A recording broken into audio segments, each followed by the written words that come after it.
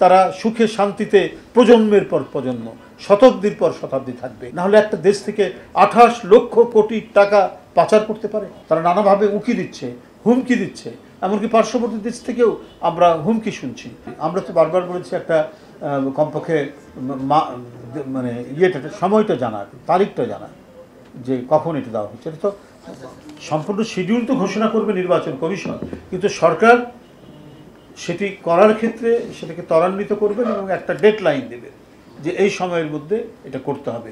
এবং আমরা কখন চাই, কেন চাই, এটা বারবার আমরা ব্যাখ্যা করে আমরা বারবার বলেছি গণতন্ত্র যে চর্চা, সেই চর্চা যদি নানা কারণে ব্যাহত হয় তাহলে নানাভাবেই অগণতান্ত্রিক শক্তির মাথা চাড়া দেওয়ার সম্ভাবনা রয়েছে। এখনই আপনারা দেখেছেন যে এত শিশু, এত তরুণ, এত কিশোর, এত শ্রমিক হত্যা করার পর ওদের মানে রক্ত শুকায়নি, তারপরেও আমরা দেখতে পাচ্ছি ফ্যাসিবাদ নানা দিক থেকে মাথা তুলে দাঁড়ানোর চেষ্টা করছে। তারা নানাভাবে উকি দিচ্ছে, হুমকি দিচ্ছে, এমনকি পার্শ্ববর্তী দেশ থেকেও আমরা হুমকি শুনছি।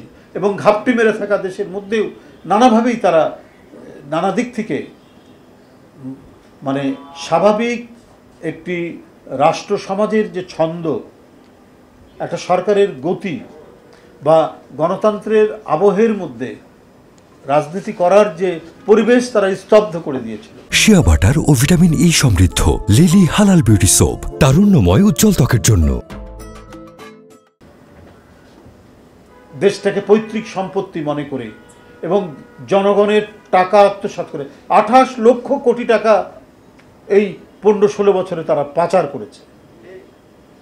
শুধু হত্যা রক্তপাত নয়, হত্যা রক্তপাত করেছে, তারা লুট করবে, তারা অন্যের সম্পত্তি দখল করবে, তারা বাড়িঘর দখল করবে বিরোধী দল। আর এই জন্য কেউ যেন কোনো টু শব্দ না করে, এই কারণেই তারা আন্দোলন, এই কারণেই তারা কণ্ঠের আওয়াজ পেলে সেটাকে রক্তাক্ত পন্থায় স্তব্ধ করেছে। এটাই তো ফ্যাসিবাদ। কারণ তারা সুখে শান্তিতে প্রজন্মের পর প্রজন্ম শতাব্দীর পর শতাব্দী থাকবে, এই ছিল তাদের মনোবাঞ্ছা। না হলে একটা দেশ থেকে 28 লক্ষ কোটি টাকা পাচার করতে পারে একটি রাজনৈতিক দল? ন্যূনতম দেশপ্রেম থাকলে তো এটা হওয়া সম্ভব নয়।